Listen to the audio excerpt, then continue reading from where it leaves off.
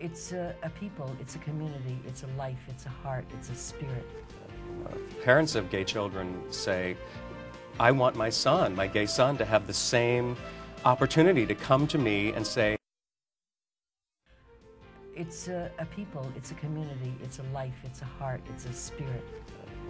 Parents of gay children say, I want my son, my gay son, to have the same opportunity to come to me and say, hey, Dad, I'm getting married, as my non-gay son or my non-gay daughter.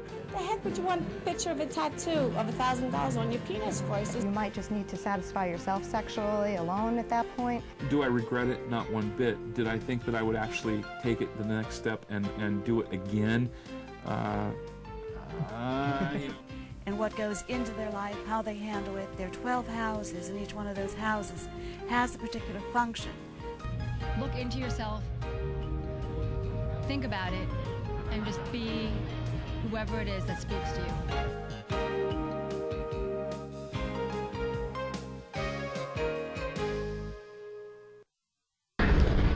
Hello and welcome to Talking About It. I'm Jon Griffith, your host. I happen to be on vacation, but occasionally when you're on vacation you meet some interesting people, and one of those persons is my guest today, Paul Stalbaum. You're part of a very unique group aboard the Valor today. You want to tell me a little bit about that group? Basically, we are a group of both straight and gay people living with HIV. This is put together as an attempt to create a sense of community amongst both sexualities living with HIV, as well as give them an opportunity to socialize and to become a little bit more educated as we bring doctors and other lecturers on board the ship. So we hope to provide a well-rounded opportunity for them. Okay, well, how long has this been going on? What is the official title of the event? We call it the HIV Cruise Retreat, and this is actually the 10th year that it's been offered. The first 7 years of it was basically strictly for heterosexual people, and then a little bit later on, as I became more and more involved, we opened it up to become fully inclusive of people of all genders, all sexes, and we've also grown from our first year, which was about 50 people, to about 225 people this year. So, and well, 10 years ago, was this started by you? Who started the whole event? It was actually started by a heterosexual woman by the name of Sherry Kaplan, who had been diagnosed with HIV. She created it, came up with a great concept of being able to provide a social opportunity for people who are potentially embarrassed to come out about their HIV status, and here in an open environment where they know everybody else in the group is positive, it made it a very comfortable experience for them to meet and to socialize with other people. Okay, and in addition to the social aspect of it, what do some of the participants take away from it? You mentioned some talks and discussions. Can you give at least one example of that? Well, we've been very fortunate that every year we've been able to bring on at least one doctor and another guest speaker. We've had some very, very famous doctors who have been with us, like Michael Wolfeiler in Florida, and Charles Steinberg, Torkin Wayfield, who are from Colorado. And these are true experts in the field of HIV, particularly when it comes to dealing with explaining the new medications, what's down the pipeline. So they do a presentation. We have other people like Nelson Virgil, who do presentations on other aspects of living with HIV. Okay, so, well, when you say other aspects, specifically like what?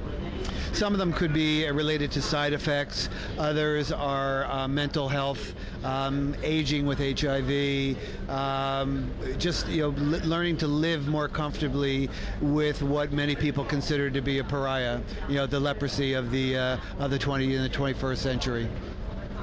Okay, so well, in addition to the medical side, are there social discussions? Are there other types of issues covered also? We offer lots of social activities in the sense that we have cocktail parties that are specifically for our group.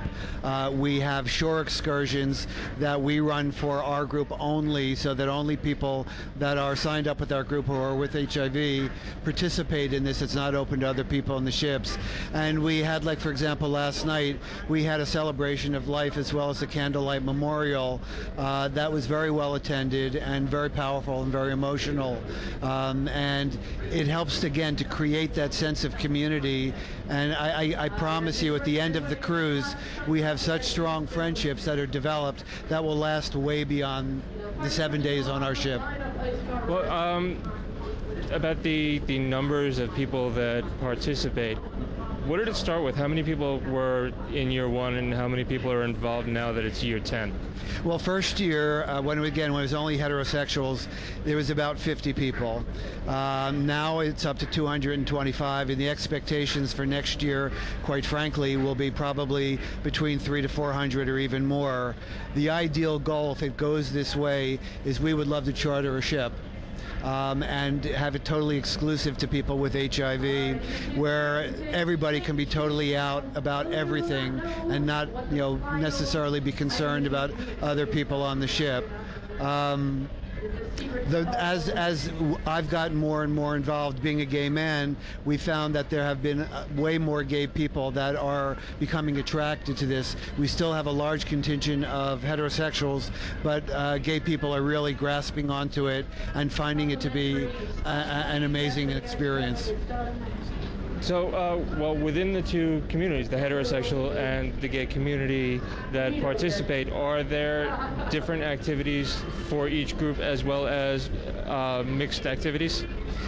Interesting question, because up until now it's been kind of mixed between both sexualities in all events, but we've decided last year, based upon input from the heterosexual community, that what we're going to do is pick the same cruise date but have two different groups that will also interact. So in other words, there'll be a welcoming cocktail party the first night for the gay group, and then another one at a different time for the heterosexual group. There will be combined activities, but in order to keep the heterosexual community feeling more involved and more cohesive, we want to be able to create events specifically for them and have events specifically for the gay community. Okay, and the decision to do this is because of the growth, or is it because there was an underlying need, or a little of both? It's actually a little bit of both, but what's happened, as I mentioned, the gay population has only been involved in it for 3 years.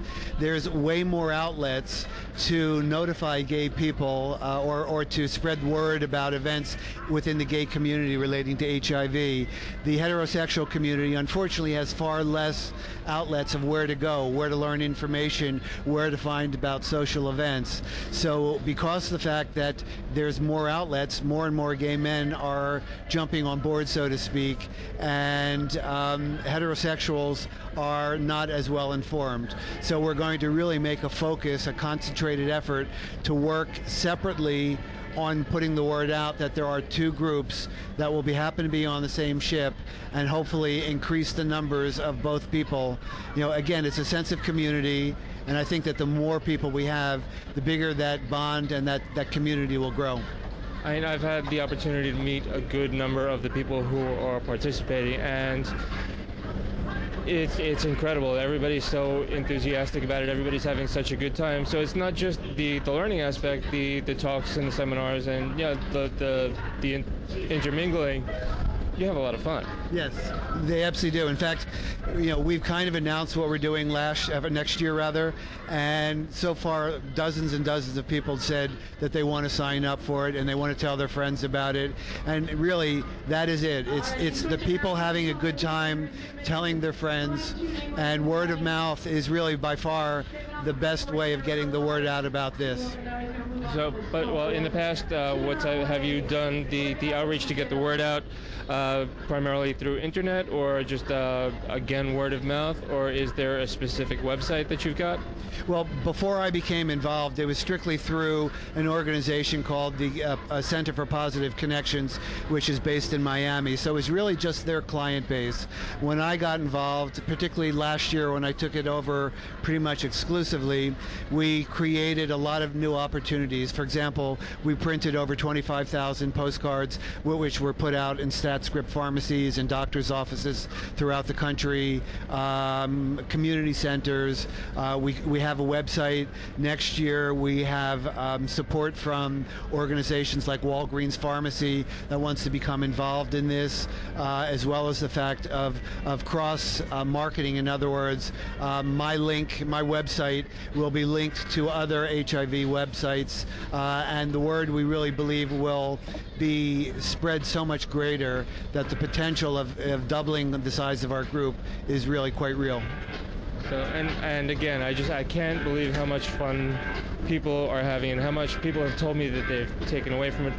You did mention your website, so what is the web address of the site? Okay, the website is really quite easy. It's www.hivcruise.com. That's pretty simple to remember. Where do you want this to go? I mean, 5 years from now, should it still be necessary?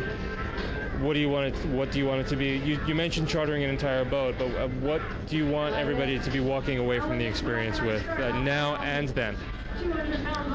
I think what I'm looking for is the friendships, the bonds that will develop from this. I know many people have said to me they've met people that live in other cities, or maybe even in the same city, that they have bonded with so strongly that they want to continue some kind of friendship and relationship.